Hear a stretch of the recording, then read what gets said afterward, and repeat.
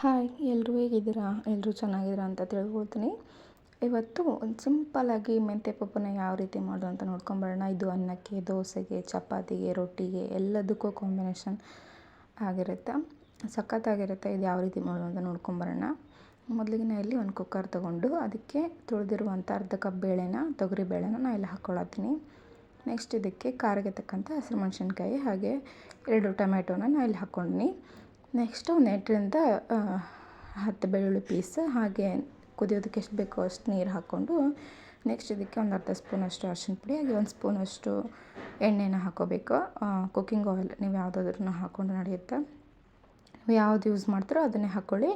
Next ಇದಕ್ಕೆ ನಾನು ತೊಳೆದು ಕಟ್ ಮಾಡಿ ಇಟ್ಕೊಂಡಿರುವಂಥ ಮೆಂತ್ಯನ ಇಲ್ಲಿ ಕಟ್ ಮಾಡಿ ಹಾಕ್ಕೊಂಡಿನಿ. ನೆಕ್ಸ್ಟ್ ಇದಕ್ಕೆ ಒಂದು ಅರ್ಧ ಮೀಡಿಯಮ್ ಸೈಜ್ ಈರುಳ್ಳಿನ ಕಟ್ ಮಾಡಿ ಹಾಕ್ಕೊಳ್ಳಿ. ನಾನು ವಿಡಿಯೋ ಸ್ಕಿಪ್ ಆಗೈತಿ, ದಯವಿಟ್ಟು ಕ್ಷಮೆ ಇರಲಿ. ನಾನು ಇಲ್ಲಿ ಹಾಕ್ಕೊಂಡಿನಿ.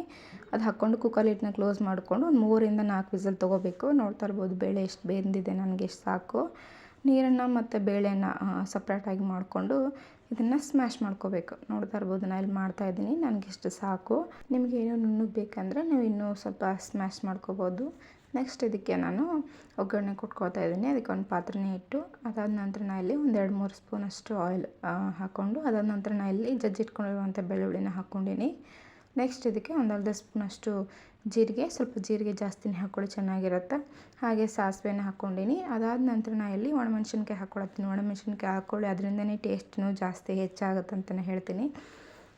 ನೆಕ್ಸ್ಟ್ ಇದಕ್ಕೆ ನಾನು ಕೊತ್ತಂಬರಿ ಹಾಗೆ ಕರಿಬೇವನ್ನ ಇದೆರಡನ್ನೂ ಹಾಕ್ಕೊಳತ್ತೀನಿ. ನೋಡ್ತಾ ಇರ್ಬೋದು.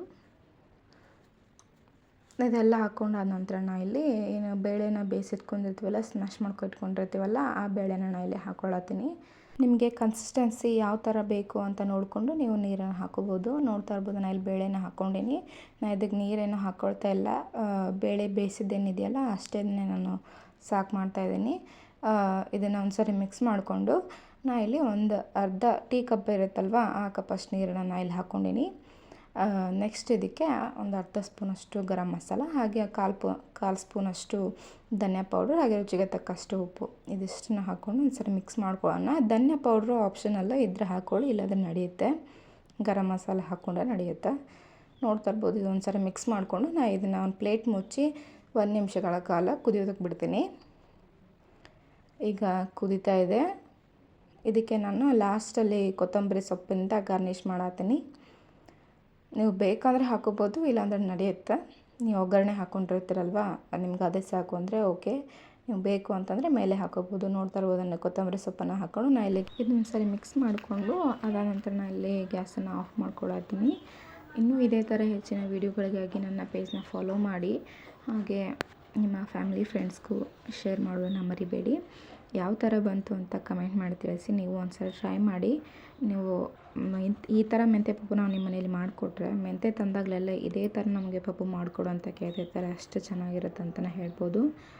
ನೋಡ್ತಾ ಇರ್ಬೋದು ಯಾವ ರೀತಿ ಕಾಣ್ತಿದೆ ಅಂತ. ನೀವು ಒಂದ್ಸಲ ಟ್ರೈ ಮಾಡಿ, ಹೇಗೆ ಬಂತು ಅಂತ ಕಮೆಂಟ್ ಮಾಡಿ ತಿಳಿಸಿ. Thank you.